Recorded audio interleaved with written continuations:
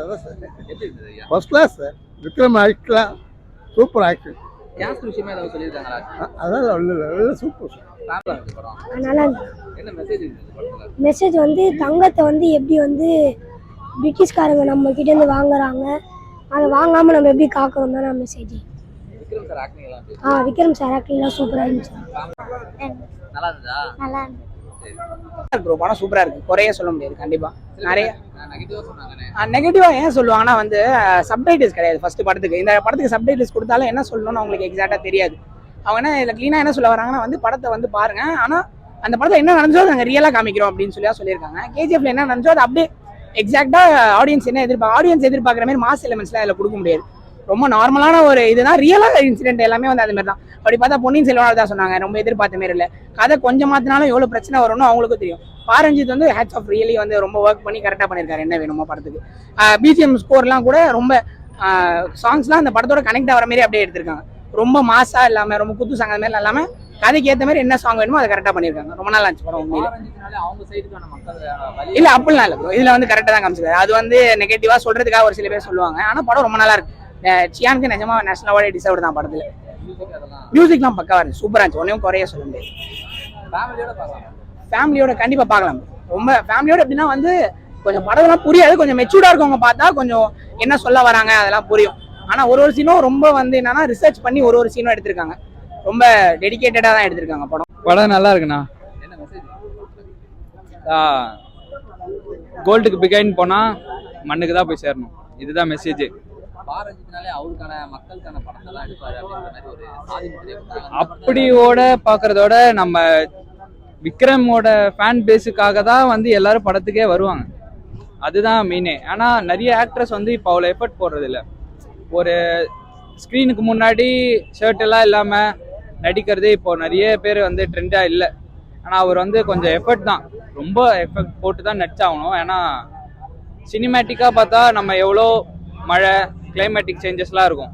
So அவங்க அதெல்லாம் பார்த்து ஒரு காட்டில் போயிட்டு ஒரு கோல்டு ஹிஸ்டாரிக்கு அதெல்லாம் வர்றது கொஞ்சம் கஷ்டம்தான். சில பேர் நல்லா இல்லைன்றாங்க. அந்த நல்லா இல்லைன்றதோட கான்செப்ட் புரியலன்னா யாருக்கோ புரியாதுதான். என்னதான் படம் நல்லா இருக்குதான். இப்போ 1000ல் ஒருவன்ல வந்தா கூட கான்செப்ட் புரியணும், புரிஞ்சவங்க தான் பார்த்தா புரியும்.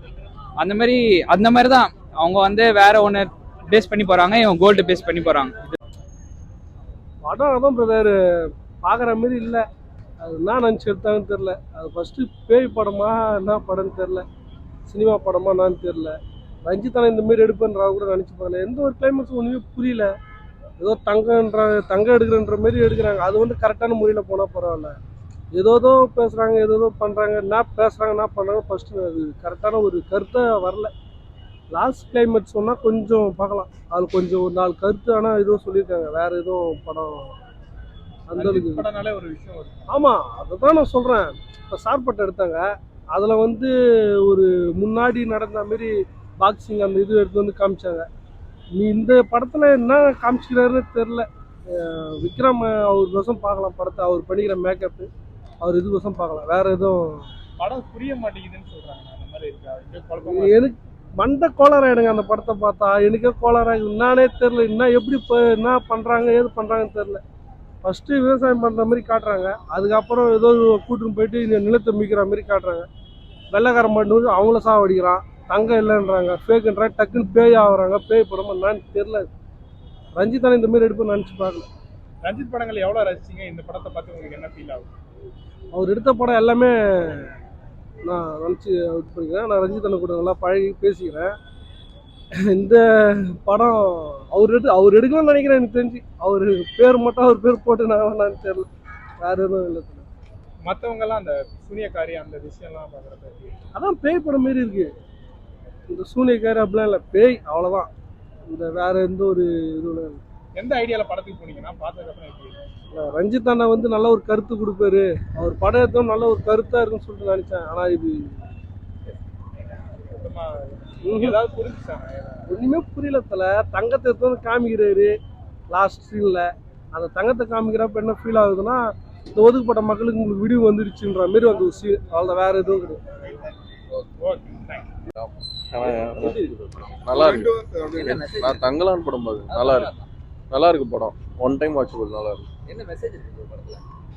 மெசேஜ் அவங்கள அந்த லேண்ட் விஷயமா தான் இருக்கு, லேண்ட் ரிலேட்டடா நல்லா இருக்கு. கதை புரியலன்றாங்க, உங்களுக்கு கதை ஈஸியா புரியுதுங்க. ஓகேயா இருக்கு. சில டக்கு டக்குன்னு வேற வேற மாறுது, பட் ஓகேயா இருக்கு. ரஞ்சித் டைரக்ஷன் நல்லா தான் இருக்கு. விஜயன் சார் ஆக்டிங் எல்லாம் எப்படி இருக்கு? சூப்பரா இருந்துச்சு. என்ன மெசேஜ் இருக்கு படத்துல? மெசேஜ் அதான் அந்த கோலார் கோல்ட் ஃபீல்ட்ஸ்ல வந்து கோல்டு எடுக்கிற மாதிரி ஏதோ மெசேஜ், அதான் கஷ்டப்பட்டு அவங்களோட இதை அவங்களே இது பண்ணிக்கிட்ட மாதிரி இருக்கு. Okay bro, thank you. சூப்பரா இருக்கு, நல்லா தான் இருக்கு. காலையில பார்க்கலாமா? பார்க்கலாம். என்ன மெசேஜ் சொல்ல வராங்க? மெசேஜ் ஒன்றும் இல்லை, கோல்டு பத்தி தான், பட் ஆனால் ஆக்டிங் நல்லா இருக்கு. இல்ல கேஸ்ட் விஷயமா ஏதாவது சொல்லுங்க. அந்த மாதிரிலாம் எதுவும் இல்லை, தமிழர்கள் பார்க்க வேண்டிய படம் அந்த மாதிரி தான். நல்லா இருந்துச்சு ப்ரோ. என்ன மெசேஜ் இருக்கு? ஒரு புது மூவி ப்ரோ. அதாவது ஒரு பழங்காலத்துல இந்த கோல்டுலாம் எப்படி எடுக்கிற மாதிரி நல்லா இருந்தது. நல்லா ஆக்டிங் நல்லா இருந்தது எல்லாமே. சில பேருக்கு புரியவே இல்லைன்னாங்க. அதாவது புரியவே இல்லைதான். செகண்ட் ஹாஃப் வந்து ரொம்ப குழப்புறாங்க லாஸ்ட்ல. அது பொறுமையாக உட்காந்து பார்த்தா நமக்கு புரியுது. ஆக்சுவலா அது வந்து அவரோட எண்ணமே வேற இது மறந்துட்டு வாழ்ந்த மாதிரி இருந்தது. படம் சூப்பரா இருக்கு. என்ன மெசேஜ் இருக்கு? மெசேஜ் வந்து அந்த போலான் தங்க வயல்ல தங்கத்தை எப்படி எடுத்தாங்கன்னு சொல்லிட்டு அந்த காலத்துல அதுதான் படம் சூப்பரா இருந்துச்சு. விக்ரமோட ஆக்டிங் விக்ரம்காக பார்க்கலாம் ப்ரோ. என்ன பிடிக்கல bro? என்ன பிடிக்கல உங்களுக்கு? பிடிக்கல, ஏதோ போயிட்டு இருக்கு ப்ரோ. அப்படியே ஸ்லோவா போற மாதிரி இருக்கு. ஆனா என்னதான் சொல்ல வராங்கன்னு தெரியல. ஒரு தங்க சுரங்க எடுக்க போறாங்க, போயிட்டு அதை கண்டுபிடிக்கிறாங்க, அவ்வளவுதான், வேற எதுவுமே இல்லை. விக்ரம் சார் நல்லா ஹார்ட் ஒர்க் பண்ணியிருக்காரு, அவருக்காக படம் பார்க்கலாம். நல்லா மற்றவங்களும் நல்லா பண்ணியிருக்காங்க. கேஸ்ட் விஷயமா ஏதாவது சொல்லிருக்காங்க? புரியல. கேஸ்ட் விஷயமா ஏதாவது சொல்லிருக்காங்க bro? ஏன் சொல்றீங்க? கேஸ்ட் சாதி விஷயமா? ஜாதி விஷயமா அந்த மாதிரிலாம் எதுவும். அதாவது நம்ம தங்கத்தை வெளியே ஆளுங்க வந்து எடுக்கக்கூடாது, நம்ம தங்கத்தை நம்ம தான் பாதுகாக்கணுன்றது தான், வேற எதுவுமே இல்லை படத்தில். எக்ஸ்பெக்டேஷன் வந்து ரொம்ப 1001 அந்த மாதிரி எதிர்பார்க்கணும், அந்த மாதிரி எதுவும் இல்லை. படம் சூப்பராக இருக்கும். என்ன மெசேஜ் இருக்கு? இது பழைய காலத்து படம். ஆனால் தலைவன் நடிப்பில் கொண்டுட்டாரு, தரமாக இருக்கும். ஃபேமிலியோட ஃபேமிலியா பார்க்கலாமா? ஃபேமிலியாக இல்லை ப்ரோ, ஃப்ரெண்ட்ஸோட வந்தோம்னா ஜாலியாக போகலாம்.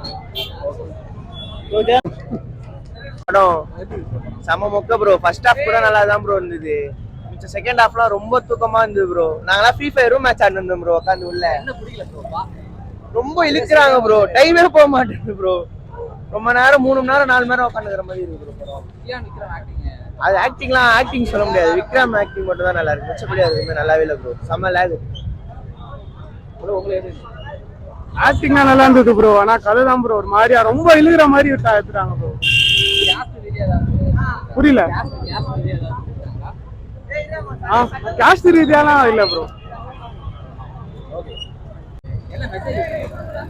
மெசேஜ் வந்து கொஞ்சம் அதான் பாரு ரஞ்சித் இருந்தாலே கொஞ்சம் இதுவாக தானே இருக்கும். ப்ரோ படம் எப்படி இருக்கு ப்ரோ? ப்ரோ கேட்டு சொல்லு ப்ரோ. நல்லா என்ன மெசேஜ் இருக்கு? கான்செப்ட், ஓல்டு கான்செப்ட், ஏழைங்க உழைக்கிறதுக்காக. ஃபேமிலியோட பார்க்கலாமா படம்? போர் அடிக்கல ஏதாவது? ஓகே. என்ன மெசேஜ் இருக்கு? நல்லா இருக்கு. என்ன மெசேஜ் இருக்கு படத்துல? மெசேஜ் அதான் பழைய காலத்துல உள்ளக்காரன் நம்மளை அப்படி நம்ம நாட்டை வந்து பிடுங்கணும் வந்தாலும் அதை அவர் ஏற்று போராடினா நம்ம மக்கள் அப்படின்னு சொல்லியிருக்காரு. நல்லா இருக்கு. சாதி ரீதியா ஏதாவது? இல்லை அதெல்லாம் கிடையாது.